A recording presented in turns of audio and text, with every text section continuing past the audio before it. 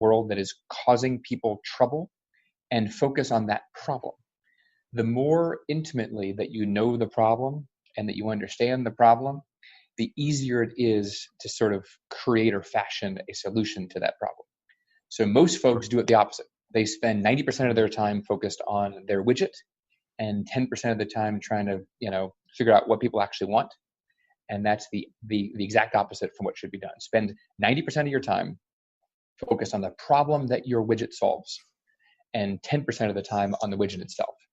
That's how you create the very best solution, the best widget that the folks actually want. So that's the most common pitfall, and that's the single most important thing for entrepreneurs to focus on. Mm-hmm. The other thing that I would say is to turn to your fellow veterans and treat your fellow veterans as if we were a alumni association from a fancy business school. The community of veteran business owners is, by almost any measure that I can think of, the largest, most influential, most powerful business network in the world.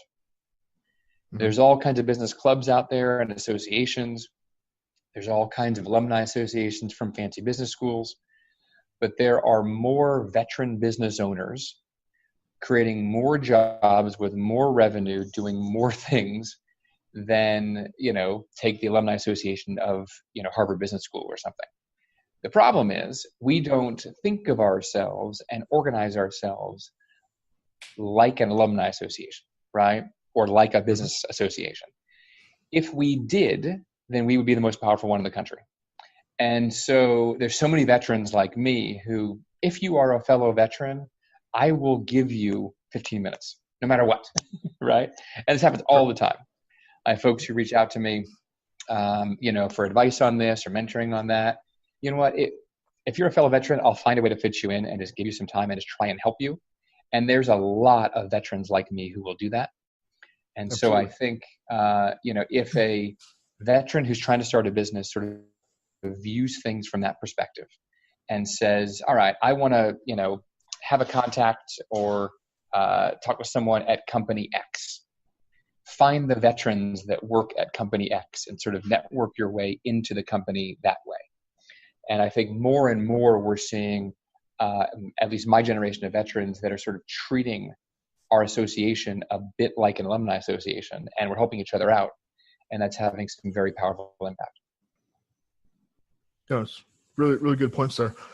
Because, I've seen that, with we veterans, it's kind of like, you don't have to explain where you've been, what you've gone through and so forth. It's a very comfortable place. And so just, right. Just being able to, that camaraderie, that alone, just creates so much synergy and so many potential, partnerships, just from that basis point. So, I totally agree with what you're saying there. Yeah. I mean, all of us, whether we were, officer or enlisted or, which branch we were in, and obviously a military experience varies widely.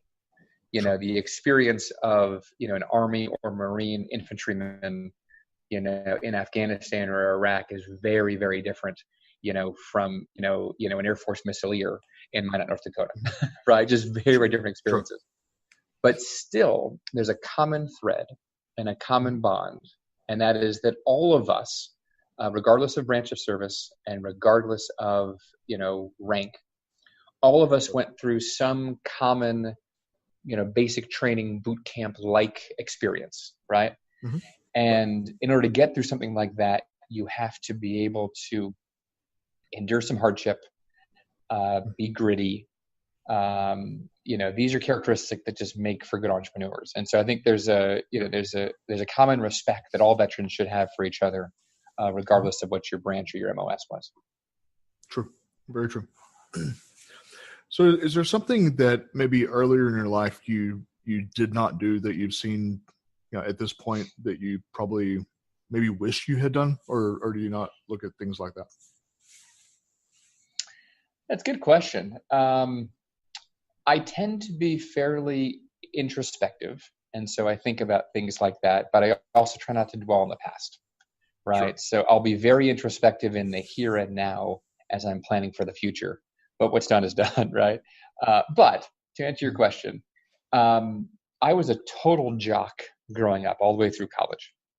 So, jock in high school. I walked on the college football team when I was in college, which frankly I was sort of undersized and underskilled to be there, but I worked my ass off. And I tell people my experience was a bit like the movie Rudy without the glorious ending, right? That was sort of my experience in college football. But that was my dream, right? And so I played for a few years in college as a walk-on at a big school, major school. And in hindsight, I may have carried that dream a little too long, right? That is, it was obvious that I wasn't going to go to the NFL, though that was my dream. I probably should have let go of that dream and gone on to the next thing a bit earlier than I did.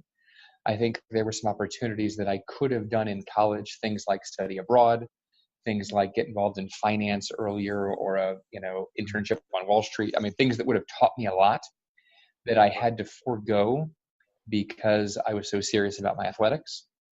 And in hindsight, I think I probably missed out a little bit by sort of carrying, my boyhood dream for a year or two longer than I should have. So that's probably my own regret. But things all worked out, and I sort of became kind of a Wall Street lawyer later on after the JAG Corps, and so learned a lot there. So I kind of made up for lost time a little bit.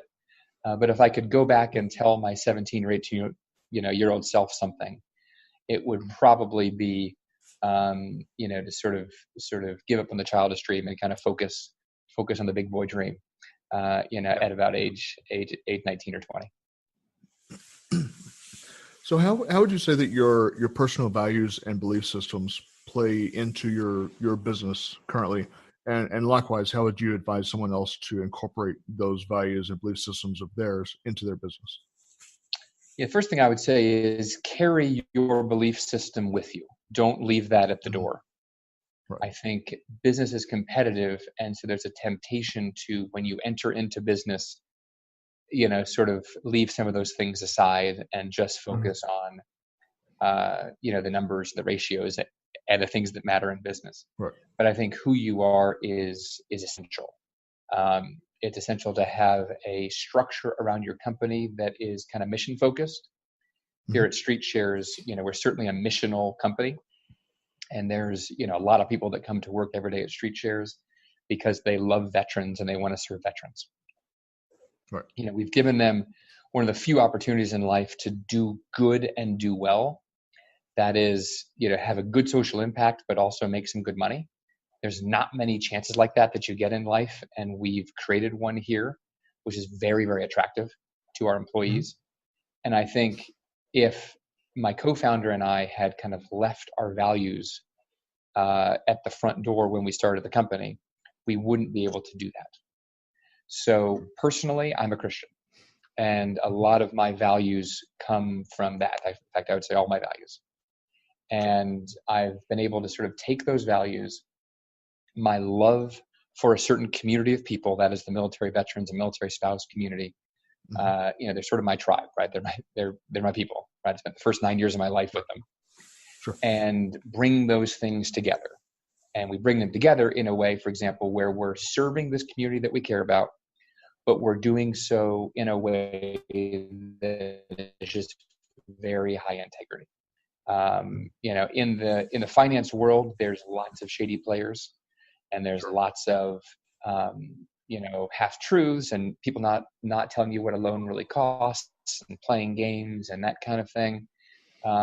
We've committed very early on, both my co-founder and I, who met through church, by the way, to run things in a way that we'd be proud of. I think there's a dozen ways to make money in life, in the world. And when I'm 80 years old, I think I'll probably be in a rocker in a very nice home somewhere. And I want to make sure that I've made that money the right way. Done so with integrity, done so in a way that always gives back. My basic philosophy is the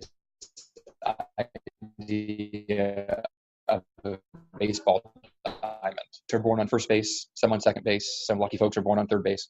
And you can't really blame each other for that. The person born on first base, not their fault. They didn't pick their parents any more than the person born on third base.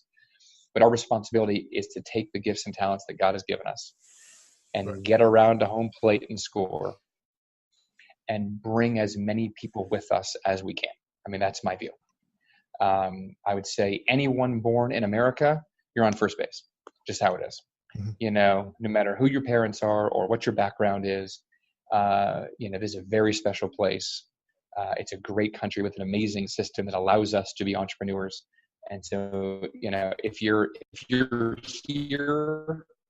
congratulations, you're on first base.